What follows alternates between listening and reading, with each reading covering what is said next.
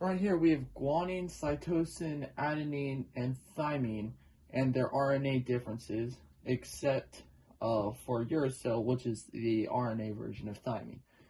Thymine is only in DNA, uracil is only in RNA. Now they're all attached to a five carbon sugar, which is attached to a phosphate. Guanine attaches to cytosine, thymine attaches to adenine, same in RNA, except there is no thymine in RNA. This is what the complete double helix looks like, just two DNA strands moving anti-parallel, meaning that they go in two different directions. See, it's 5 to 3 this way and 5 to 3 that way.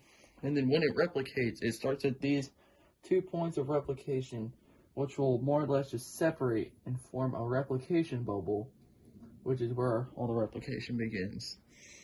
Here, we're just going to be looking at one side of the replication bubble called the replication fork. Now, all of the nitrogenous bases are held together by hydrogen bonds.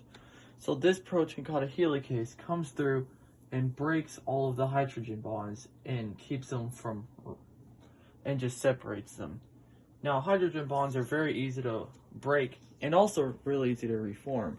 So, there are these single-stranded binding proteins that will hold the strands apart and keep the hydrogen bonding from forming again. Now, all of this creates a ton of stress. So we have this pretty nifty protein called a topoisomerase that'll go ahead of the strand and kind of loosen tension so it doesn't just like snap the DNA in half. We're going to be looking at the leading strand first because it is easier to explain. The leading strand is the replication that moves from the point of replication towards the replication fork, which is here. And now you can only add nitrogenous bases in a 5 to 3 order. So that would be this bottom strand, because it would move. The new strand would go 5 to 3, anti-parallel to the template. Now it starts with this protein called a primase that'll come through and lay these 2 RNA primers from 5 to 3. That is kind of where it all starts.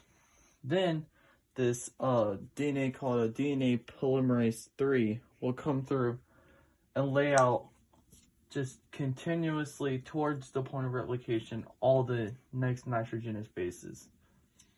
And it'll just keep going basically in a 5 to 3 order.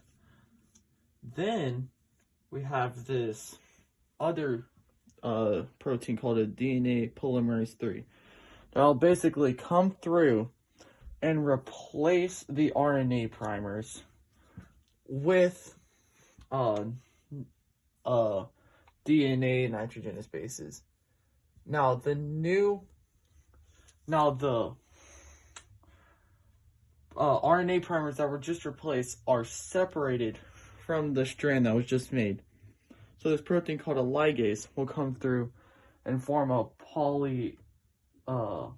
phosphodiester bond between the 2 bases, and it'll just make one complete strand, and that is how the leading strand works.